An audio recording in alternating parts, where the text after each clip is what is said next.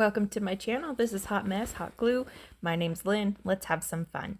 We're going to start off by making this really pretty, decent sized centerpiece is how I'm going to use it. It's also multifunctional, really. I mean, it can be used as a planter, but the way that I'm trying to create it is I want to make it so that it's year round and that the florals and all of that can be changed out.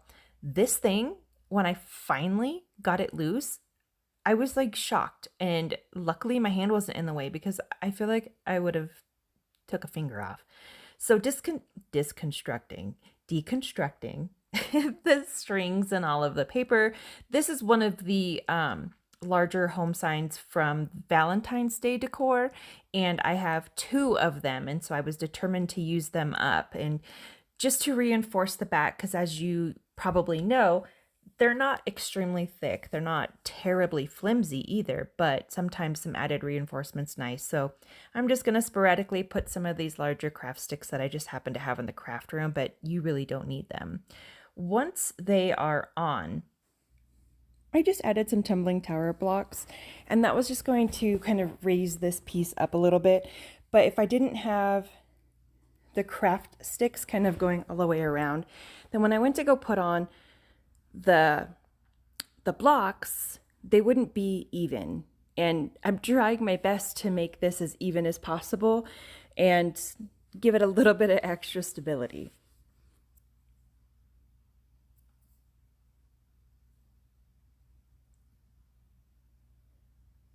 I wish I knew exactly how many of these tumbling blocks I used.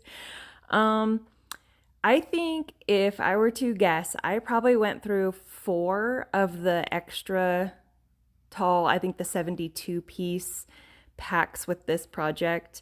Going back to the frame of this, I knew I wanted the main visual of the tumbling tower blocks to be in a vertical position, but that wasn't enough grip if I just used the frame itself. So by adding these blocks, I'm just kind of adding a little extra so that the other vertical ones can have a little bit more surface to connect to. But yeah, as you can see, I mean, honestly, I had to have gone through 4 boxes. All I know is I had a huge bucket, and by the time I was done, I had 0 left. And I had to immediately run out and get more because I love these things. So even though I was getting that vertical connection done, as you can see, when I push down on this, it's still not completely flat. So just to kind of help with that, what I'll do is I push down on the board, put my hot glue on, and then I clamped every single one of these. I did that all the way around. Had I had a sign that was a little less warped and bowed, I bet this process would have been completely unnecessary. But I just wanted to show you how I was trying to fix that bowing of the wood. I added, as you can see, some corner pieces, and mostly it's because the corners are usually where you're going to get the most contact. You kind of bang it up against stuff. So I really wanted that to be strong. Now, I had mentioned I had 2 of those signs. Why I chose to put the centerpiece on top of the sign and then flip it all around. I don't know why I didn't just flip the centerpiece. Anyway, so using just gobs of hot glue at this point, I'm going to try to connect it as best I can. And then just to kind of make sure that everything is sealed up, I use painter's tape on all areas and let it kind of sit. So while the glue and making sure that everything's settled, I'm just kind of rearranging these larger crates that I have from Dollar Tree and just trying to find the visual that I'm looking for. Once I realized I was sold on the crates, I took these square blocks and I didn't even show gluing it. So all I did was just skip on past that because I was completely out of frame. Now on the side ones, I did 1 block, and in the middle, I did 2 blocks. I saw this trick using a magic eraser to apply stain. And guys, this was amazing. This went on so smooth and so So incredibly nice. Now, going in this up and down motion on these blocks worked out really well. However, when I tried to go side to side, it started to shred the sponge, but I think that's just part of the rough areas on like kind of where the glue and stuff was. Now, when I used it on here, it worked pretty well. The only problem was this wood is not very smooth, and so it was really starting to tear up the sponge. That's the only complaint I could come up with. Now, if I had sanded these crates, I'm positive I wouldn't have this problem. And I'm just using my typical Waverly antique wax to give it this stained look. To make sure that when I lift the crates, because I cannot be trusted, I'm just marking where they are, and I'll put the glue on the little stands and get those connected as securely as possible. Now,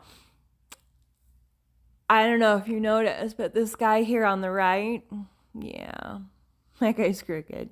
Where I was looking at it, though, it didn't look crooked until I went through to edit. I save all kinds of junk, and we recently got some furniture. I think it was furniture, but this styrofoam kind of came in it, but it wasn't like that nightmare styrofoam that like just turns to little terror balls that are all over the house like glitter. So I saved this one, and that's what I'm using inside the crates. Now you can kind of see that inside the crate, but I think we're okay with that. I want to elevate that lower part because that's the part that I want to decorate the most. That way it's a standard decoration, so that's going to be more permanent. And I want the sponge so that I can almost use it as like floral foam and add some height to it. Now, if you're using hot glue that's really hot, it can singe and kind of melt the styrofoam. So what a good trick is that my friend Julia over at the Mug Life DIY, she told me if you just turn your gun off for a little bit and then turn it back on, it acts as a low heat.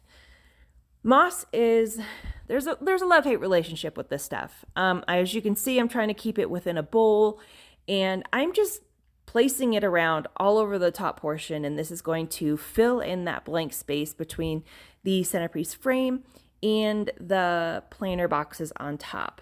Now, no matter how hard you try, this stuff is the glitter of florals. It gets everywhere. So just be aware of that. Definitely don't do this where you don't want to make a mess.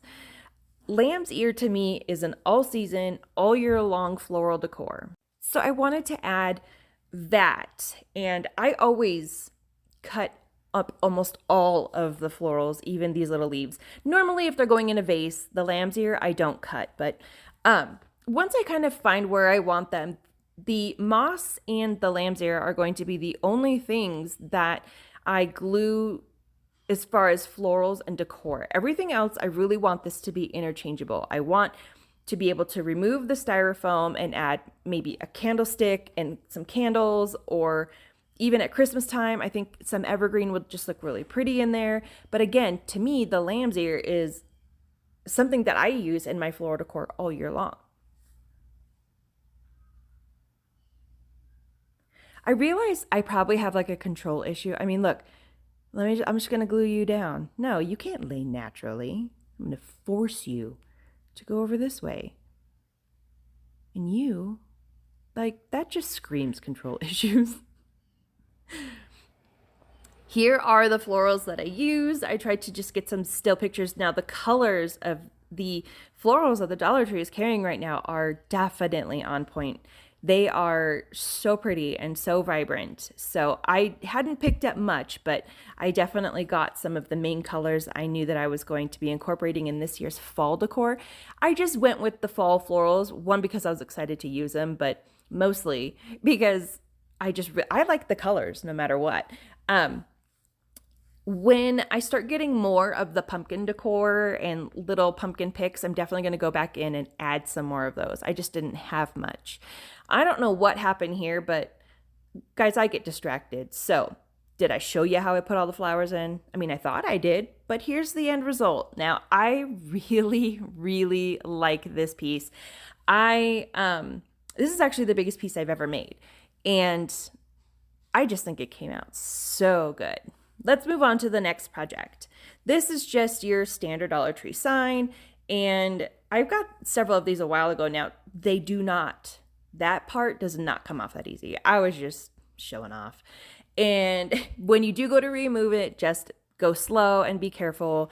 And it came with a brown kind of frame, but I'm going to paint the entire frame black. Once that's painted, I'm going to go through and I'm going to paint the front part that says gather on it. And I'm also going to be using Waverly chalk paint in black, or ink, I guess, if we want to be very technically accurate. This part took 2 coats to get the coverage that I wanted. The frame didn't take 2 coats. The frame just took the 1. I really wanted to make sure that all of the little nooks and crannies were covered completely, so I did do 2 coats. I just wanted a plain background. I didn't want too much noise, too much, pattern. And so my recent Dollar Tree trip, I found these peel and stick wall decals. Now these are way better than the other ones that they sell that are kind of like foam and they bend and crunch. These are insane. So if you see these, definitely pick these up. And I'm just cutting them apart and I'm going to puzzle piece them together to fit inside the frame to use this as the background.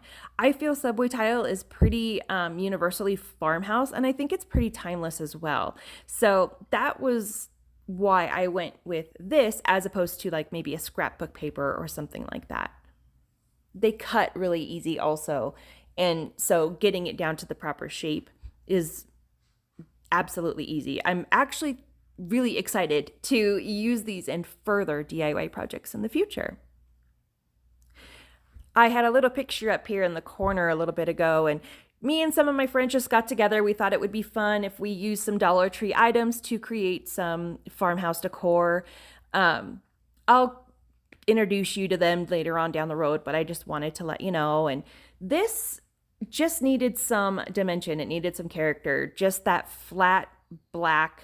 Although if you're doing more of a modern look, I would normally leave it. However, it just didn't really fit the theme of what we were going with. So I just tried to sand down like the edges and the corners.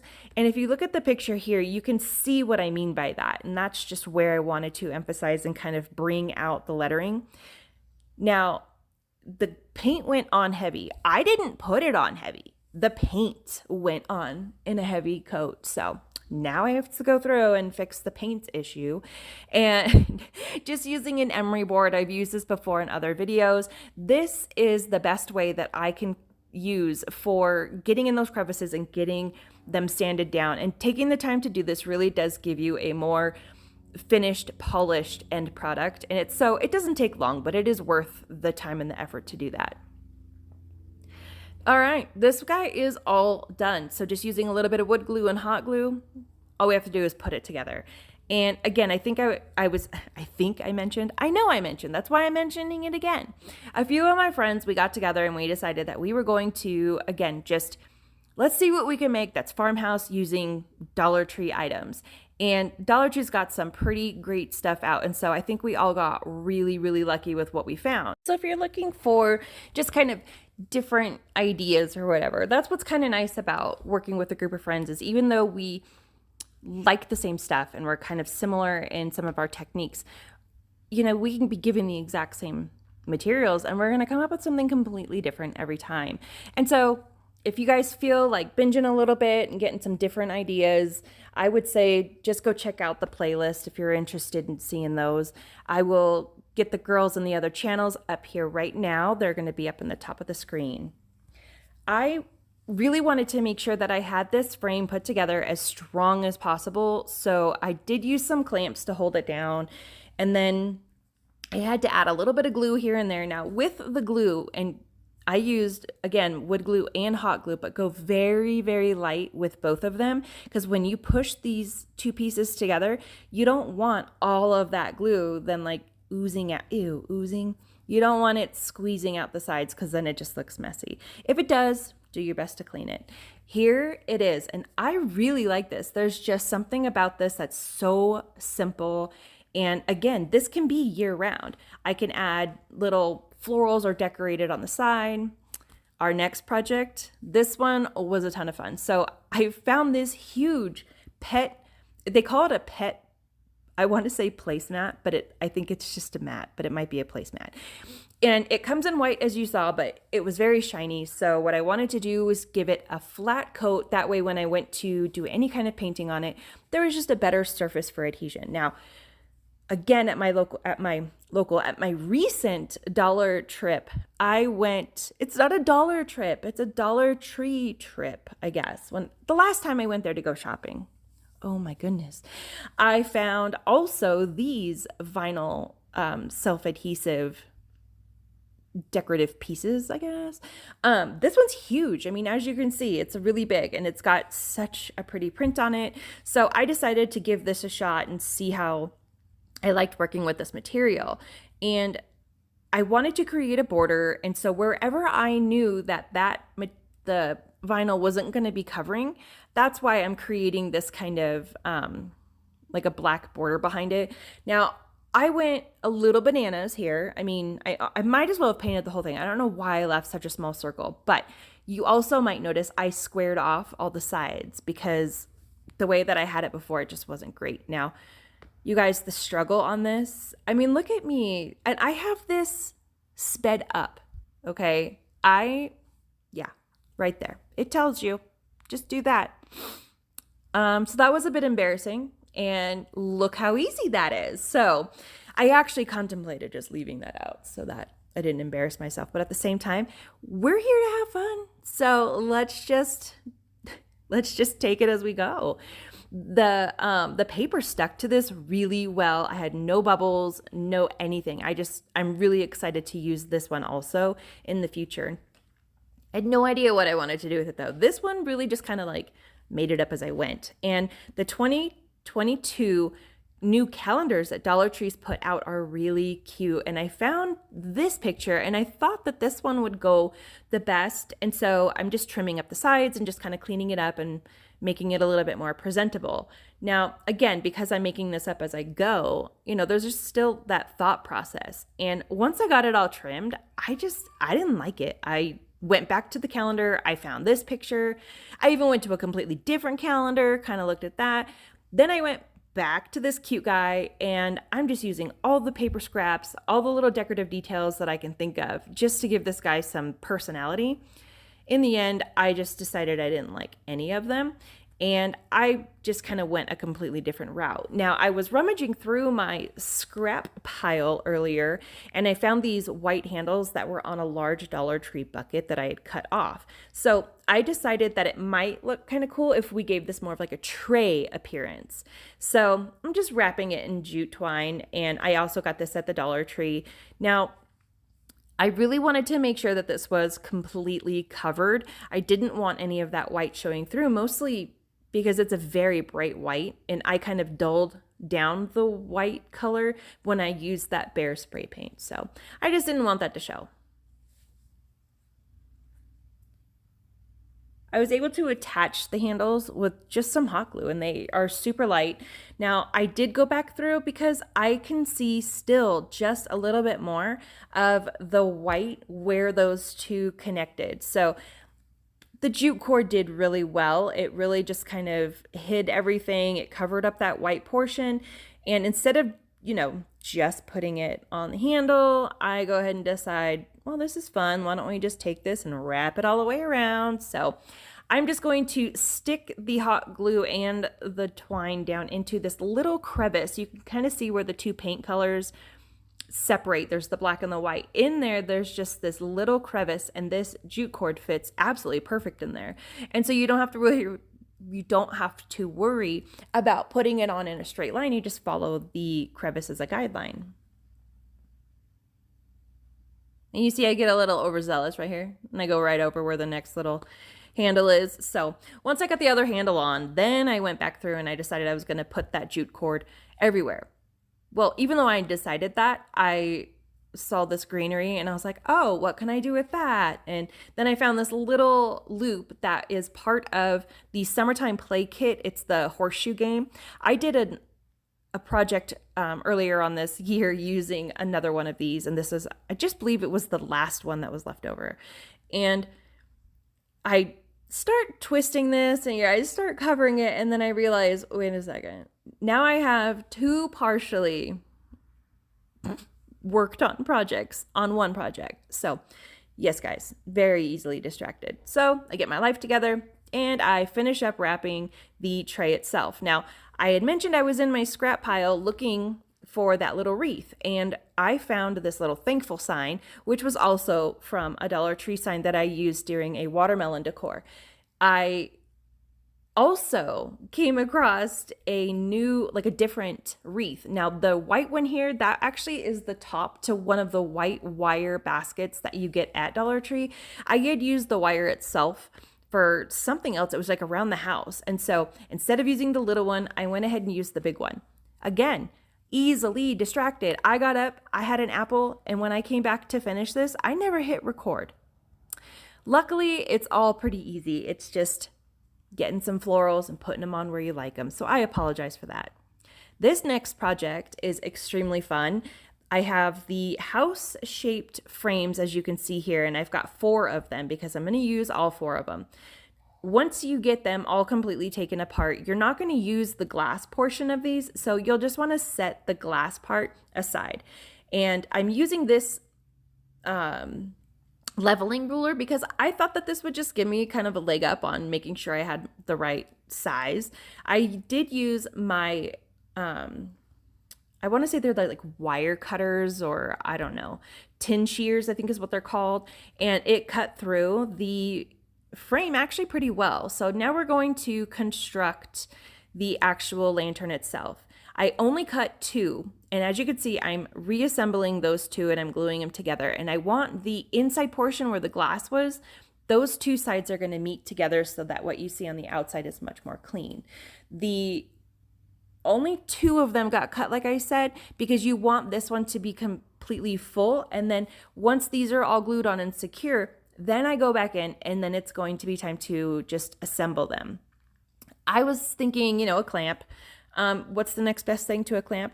4-second press down with my hand, I guess. I don't know why I thought, I'm just going to push this down. That'll give me what I'm looking for.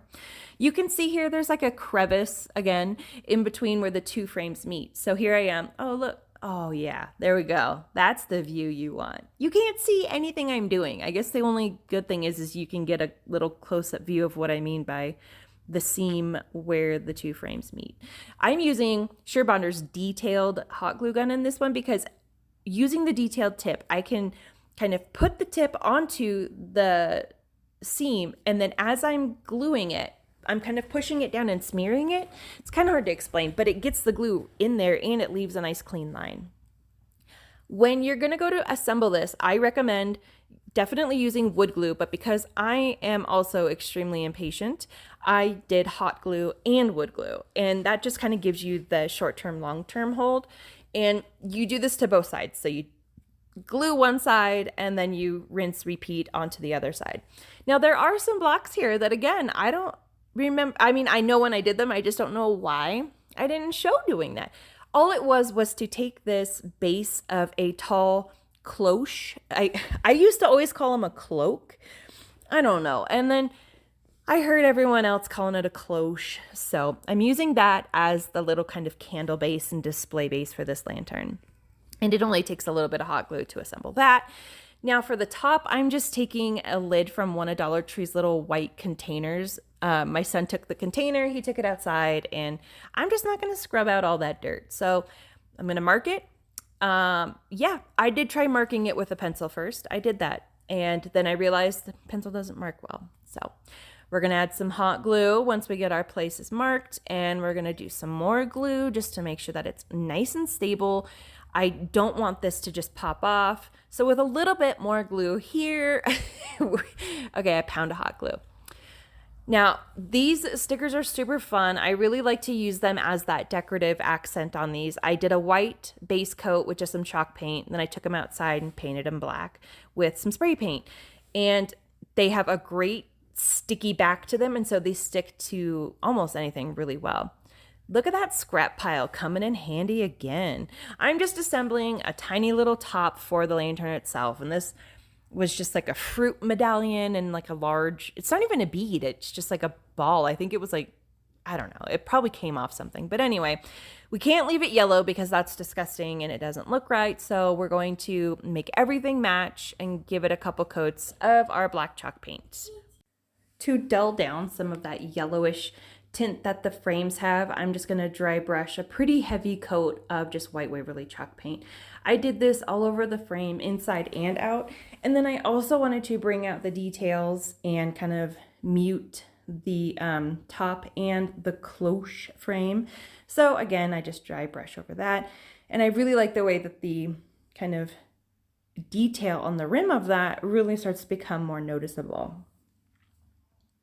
Now off camera, I finished this. No one wants to see me go through and dry brush this entire thing. So I just wanted to show you guys kind of the technique I'm using, and I'm really very, very light-handed. I'm kind of just grazing the dry brush over the piece itself. And then, you know, you can't dull down the top if you don't dull down the bottom. And here we go. Again, yeah, I went a little crazy on the whitewash. However, in the end, I love the way that this turned out. Do not use a real candle, people. Please do me a favor. Don't use a real candle. I want to say thank you so much for stopping by, checking out my channel, and watching the video. If you've made it to the end, I want to say thank you very much.